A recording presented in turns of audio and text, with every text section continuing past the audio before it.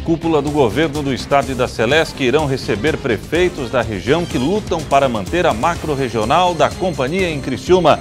Presidente Jair Bolsonaro decidiu o modelo do projeto de reforma da Previdência que será enviado para o Congresso nesta semana. Segunda-feira, dia de conferirmos a previsão do tempo para o restante da semana na região. Tudo pronto para o início do ano letivo na rede municipal de ensino. Incidente em escola da Vila Esperança não afetou a programação da Secretaria de Educação. A alimentação saudável pode ajudar na prevenção e até no tratamento de alguns tipos de câncer. No esporte, Tigre perde mais uma no Estadual 2019. Desta vez, revés foi para o Joinville. As notícias de Criciúma e do sul de Santa Catarina você confere a partir de agora. No ar pela TV Primavera, Informe Região.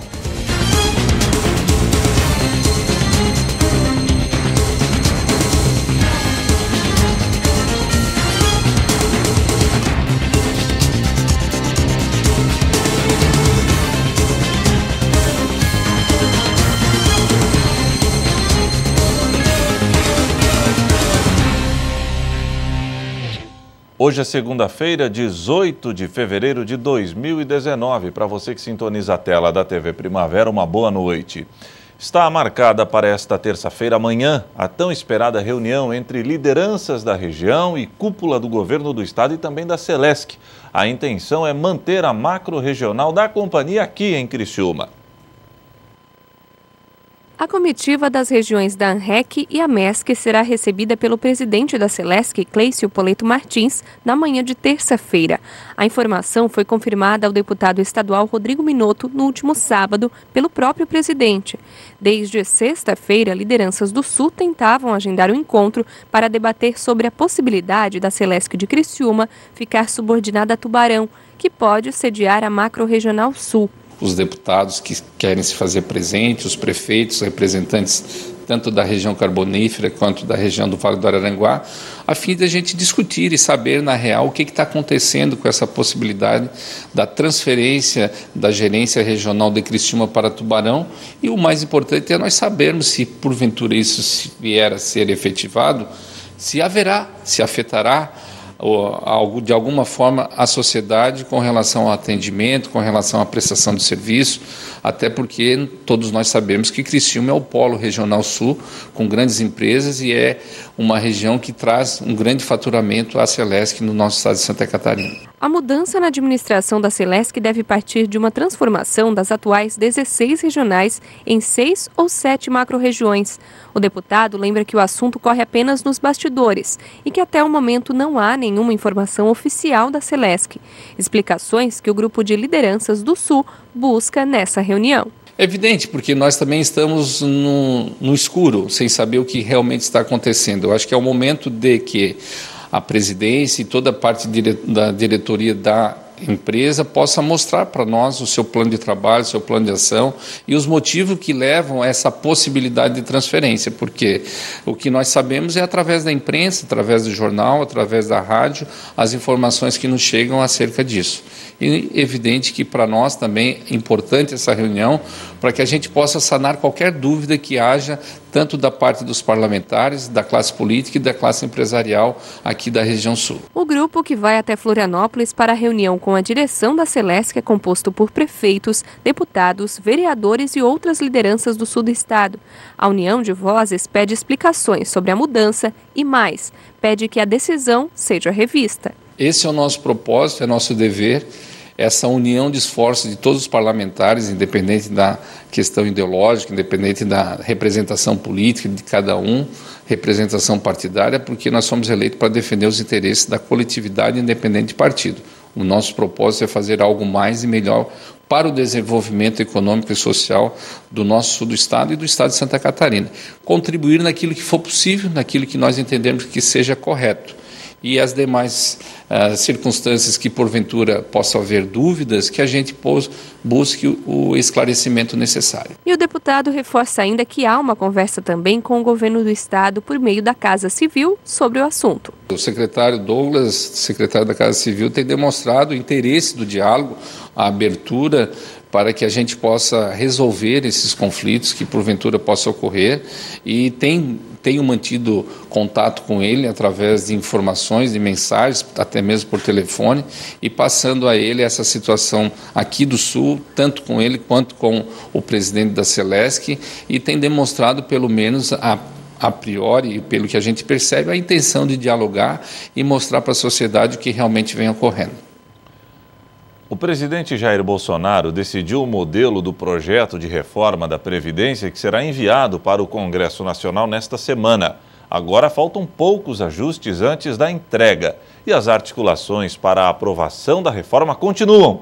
O presidente da Câmara dos Deputados, Rodrigo Maia, disse que a votação da proposta deve acontecer até o início de junho.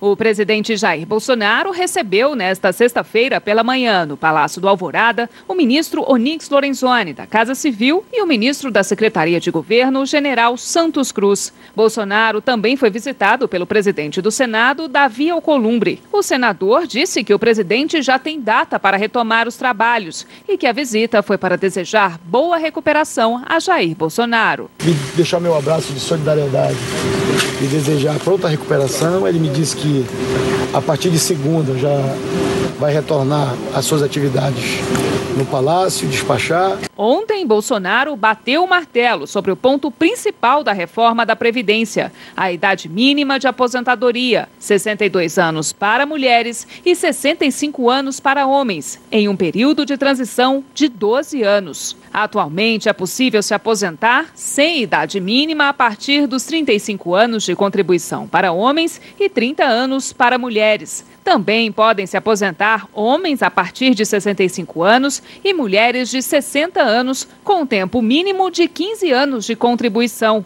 Esse dado segue a regra da Fórmula 8696, que soma a idade e o tempo de contribuição. No caso das mulheres, essa soma deve resultar 86 e no dos homens, 96. Já em caso de aposentadoria rural, a idade mínima é de 55 anos mulheres e 60 anos homens, e com o tempo mínimo de 15 anos de contribuição. Servidores públicos podem se aposentar desde que tenham tempo mínimo de 10 anos de exercício no serviço público e 5 anos em cargo efetivo no qual se aposentará. Além disso, tem de ter 60 anos de idade e 35 de contribuição para homens e 55 anos de idade e 30 de contribuição das mulheres com salários integrais, ou 65 anos de idade homens ou 60 anos de idade mulheres com salários proporcionais. Se a reforma for aprovada ainda este ano, terão direito ao teto do INSS mulheres que se aposentarem aos 56 anos e homens aos 60 anos. A partir de então, a idade mínima crescerá 6 meses ao ano ao longo de 12 anos,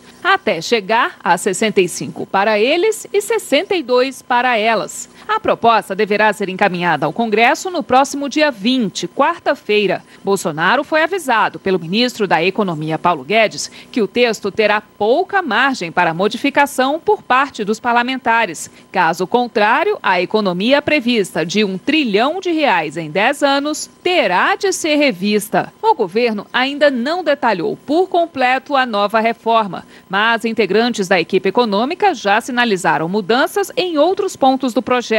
O sistema de previdência dos servidores públicos e da iniciativa privada serão unificados e não poderão extrapolar o teto do INSS, que hoje é de R$ 5.800. Será criado ainda um regime de capitalização para quem entrar no mercado de trabalho após a aprovação do projeto. Ou seja, cada trabalhador vai fazer as próprias contribuições. O ministro da Economia sugeriu um redutor para quem acumula pensão e aposentadoria. Pediu o aumento da alíquota na contribuição dos servidores públicos e pressiona para que o projeto com mudanças para integrantes das Forças Armadas, bombeiros, policiais militares, civis e federais também seja encaminhado ao Congresso agora, junto com a proposta que afeta os demais brasileiros. A intenção é elevar de 30 para 35 anos o tempo mínimo de atividade para a reserva. além de taxar pensões dos militares. Em 2018, o rombo da Previdência dos setores público, privado e dos militares foi de 290 bilhões de reais.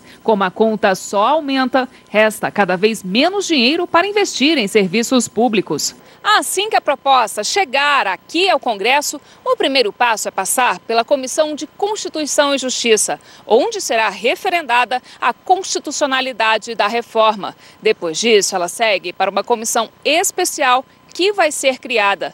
Ainda estão em análise quem será o presidente e o relator que vai analisar a proposta. Só depois disso é que o texto seguirá para o plenário da Câmara, onde, para ser aprovado, precisará da aprovação em 2 turnos de pelo menos 308 deputados. Só após a tramitação na Câmara dos Deputados é que o projeto seguirá para o Senado. O governo planeja o envio do texto aliado a uma estratégia de comunicação, de forma a explicar para a população o que de fato vai mudar em relação à reforma quando for aprovada. Está sendo esperado até um pronunciamento do presidente Jair Bolsonaro para que ele explique a proposta. O presidente da Câmara, Rodrigo Maia, voltou a falar sobre o prazo de votação na casa. Se tudo correr bem, a proposta será votada na segunda quinzena de maio ou início de junho. Acho que há uma compreensão de todos que a gente precisa dialogar.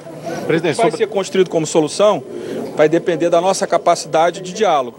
O que eu acho mais importante, que é uma coisa que eu nunca tinha visto, é que, não vou dizer todos os governadores, que eu não tive com todos, mas eu fui a mais de 20 estados. Presidente, todos com o mesmo objetivo, de sentar na mesa e construir um texto. Com o texto finalizado, o foco do governo agora será chamar os líderes dos principais partidos da Câmara para amarrar uma estratégia para conseguir cumprir esse prazo. No Senado Federal, onde o presidente Davi Alcolumbre já declarou apoio à reforma da Previdência, a previsão de votação é final de agosto. A reforma da Previdência é fundamental para o equilíbrio das contas públicas. Os estados estão quebrados, os municípios estão quebrados e a União precisa rapidamente apresentar essas reformas para o mundo e para o Brasil. A seguir, tudo pronto para o início do ano letivo na rede municipal de ensino. Incidente na escola da Vila Esperança não afetou a programação da Secretaria de Educação.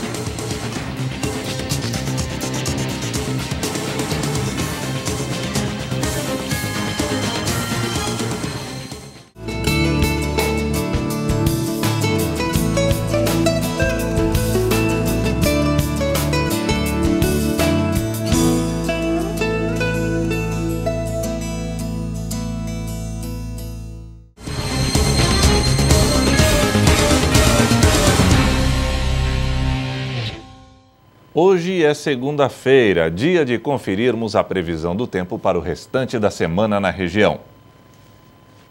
Amanhã, terça-feira, dia 19, o tempo se apresentará instável, com períodos de sol predominando em meio às nuvens, com possibilidade de pancadas de chuvas isoladas à tarde e também à noite. A temperatura mínima será de 20 graus e a máxima de 32. Na quarta-feira, o cenário se repete. Manhã de tempo bom e possibilidade de pancadas de chuvas isoladas entre os períodos vespertino e noturno. A mínima será de 20 graus e a máxima de 30 graus.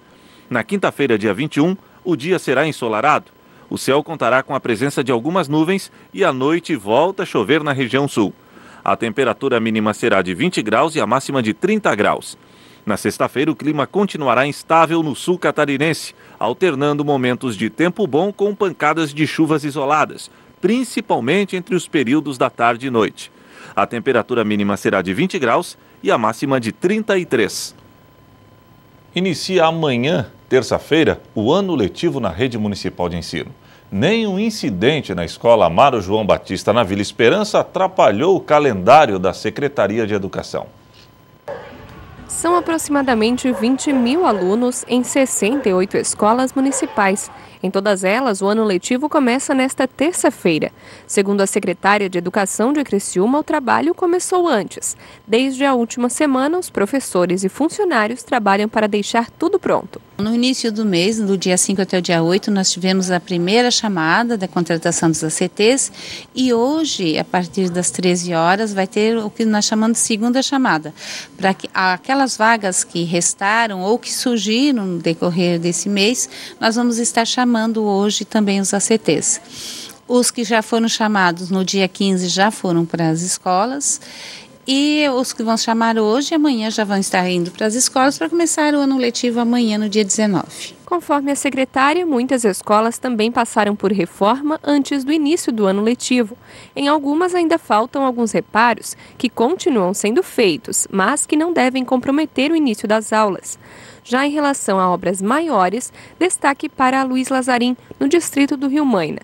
Com mais de 40 anos de história, a instituição passou do governo do estado para a administração municipal e recebeu em torno de R$ 1.600.000 em investimentos do município. Nós tivemos várias escolas que passaram por reforma, nós tivemos escolas que foram pintadas, tivemos escolas que estamos trocando o telhado, tivemos o Luiz Lazarim, que nós fizemos uma grande reforma na escola. Ontem foi feito um mutirão com pais, professores, a equipe da Secretaria de Educação para estar colocando as carteiras, lavando as salas. Vai começar também no dia 19.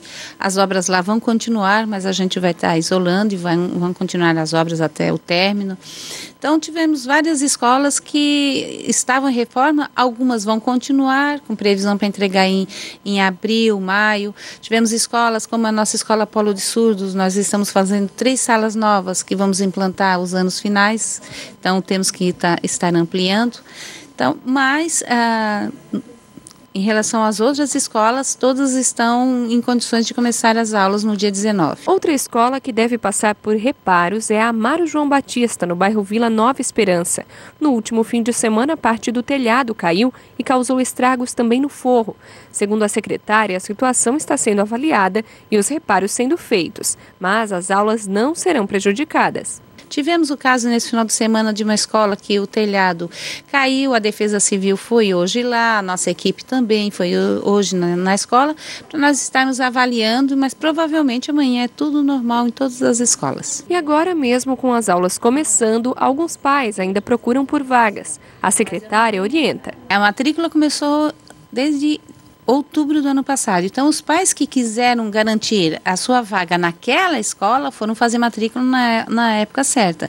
Os pais que deixaram de fazer a matrícula, ou tem muitos pais que vieram morar na cidade durante as férias. Então, esses pais, eles estão procurando, eles procuram a Secretaria de Educação, eles procuram as escolas e nós estamos desdobrando algumas turmas para estar colocando todos esses alunos. Então, estamos fazendo esse trabalho também.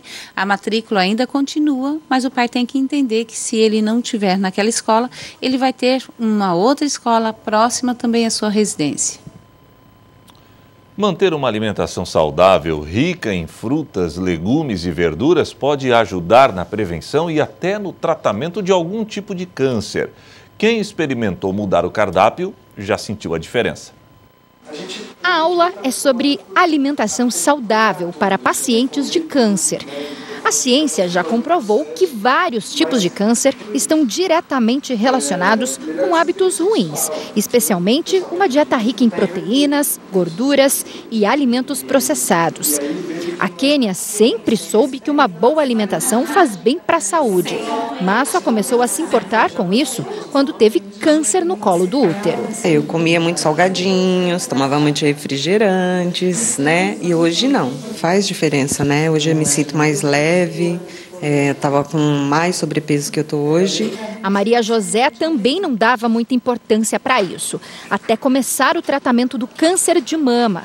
Ela mudou o cardápio e percebeu a melhora. Depois que a gente aprende a comer corretamente, aí a gente nem sente falta, sabe? Porque isso faz bem para a nossa alimentação e tem muita coisa que às vezes a gente não conhecia que faz bem e é importante. Alguns alimentos são deliciosos, mas muito perigosos. Salsicha, hambúrguer e até aquele doce gostoso devem ser evitados ao máximo. E essa é uma recomendação da Organização Mundial da Saúde. Pesquisas já confirmaram que os embutidos são os primeiros da lista a estimular o aparecimento de um câncer. De uma forma geral, um cuidado maior com o consumo de proteína animal processada, então frituras, por exemplo, e assados, né? Então linguiça, hambúrguer, o churrasco, a feijoada. Prestar muita atenção nisso, na quantidade principalmente, na frequência com que se consome. Não é que é proibido, eu não gosto de dizer que nenhum alimento é proibido. Proibir algo é ruim. Então, assim, é encontrar prazer em outros alimentos, fazer trocas, fazer substituições. A gente pode se esbaldar com alguns alimentos, principalmente frutas, verduras e legumes. Alguns são até considerados uma quimioterapia natural, por conterem substâncias que favorecem e muito o nosso organismo. São alimentos que trazem uma melhora do funcionamento do corpo, uma melhora do funcionamento imunológico. É importante lembrar que as vitaminas encontradas nos alimentos naturais agem como protetores do nosso corpo. Alguns tipos de tumores, com certeza, uma dieta centrada em vegetais, uma dieta centrada em plantas, ela pode sim auxiliar até inclusive na cura. Para quem já está em tratamento, a gente tem um benefício enorme. Os pacientes relatam no dia a dia diferença e a gente percebe isso em exame bioquímico também. O sistema imunológico estando ok, estando saudável, prevenção de várias doenças. Bom, o doutor Bruno reforça que a alimentação, por mais adequada que seja, não substitui os tratamentos indicados. E que, além de manter uma dieta saudável, não dá para esquecer de praticar uma atividade física. A seguir, Tigre perde mais uma no campeonato estadual. Desta vez, o revés ocorreu para o Joinville, no norte do estado.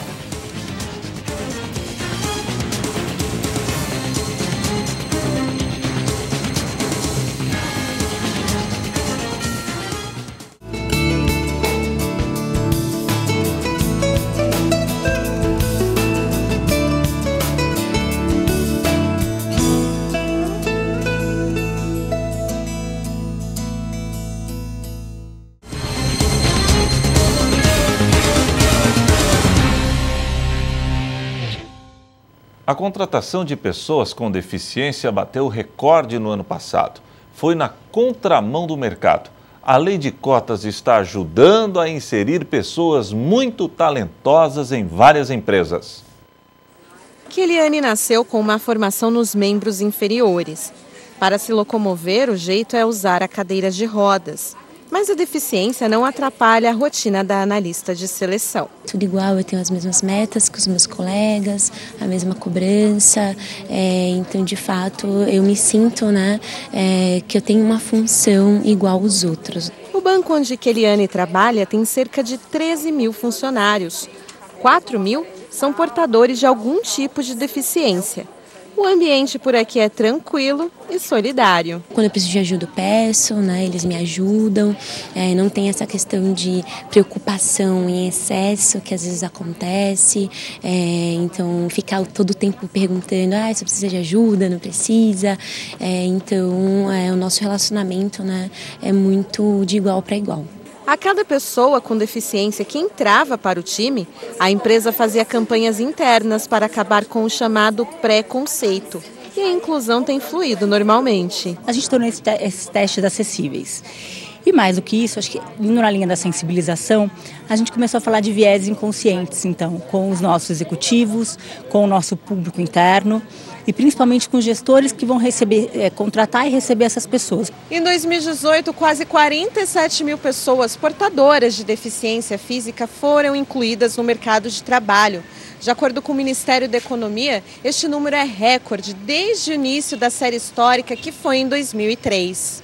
De 2017 para 2018, são 9.500 pessoas a mais no mercado nas vagas para deficientes. Conforme as empresas de grande porte começaram a se cadastrar pelo e-social, a fiscalização ficou muito mais fácil de identificar numericamente a necessidade do cumprimento de uma lei. Então você tem quantidade de funcionários e quantidade de pessoas que estão trabalhando pela cota. Segundo a lei de cotas, as empresas que têm mais de 100 funcionários devem ter ao menos 2% de PCDs em seu quadro de colaboradores, ou seja, pelo menos 2 PCDs.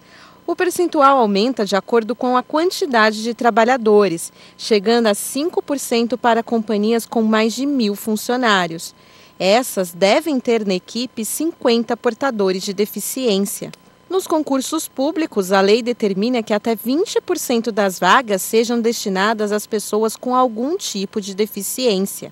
Para admitir esses funcionários, as companhias têm que deixar um ambiente de trabalho acessível. A gente dá voz aos nossos colaboradores, conta histórias de sucesso e ajuda então a tirar todos os estigmas, né, que tem em relação a esse público. Esse é um passo importante que a gente quer avançar ao longo do ano para garantir a inclusão cada vez maior dessa população. A Keliane já trabalha aqui há 2 anos e não sente nenhuma dificuldade.